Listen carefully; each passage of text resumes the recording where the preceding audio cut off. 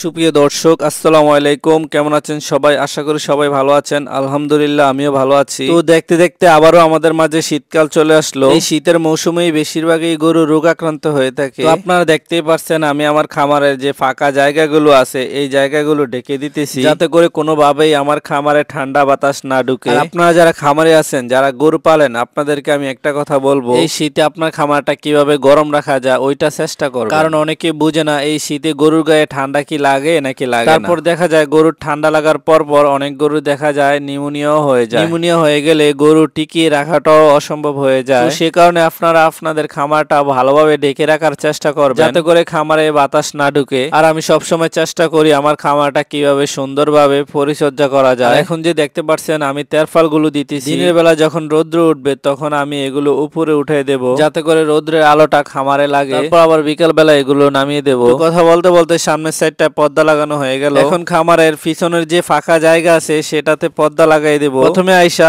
কিছু কিছু জায়গায় ফেরাক মারা দরকার ছিল, তো সেখানে এক এক করে ফেরাক মেরে দিলাম। তারপর এক এক করে সবগুলো তেরপাল টাঙ্গিয়ে দিলাম। আশা করি এখন আর খামারে ঠান্ডা বাতাস ঢুকবে না। সকলে ভালো থাকবেন, সুস্থ থাকবেন। আর এই ভিডিওটি যারা ফেসবুক থেকে দেখতেছেন পেজটি ফলো দিয়ে দিবেন, আর যারা ইউটিউব থেকে দেখতেছেন চ্যানেলটি সাবস্ক্রাইব করে দিবেন। সবাইকে ধন্যবাদ। আল্লাহ হাফেজ।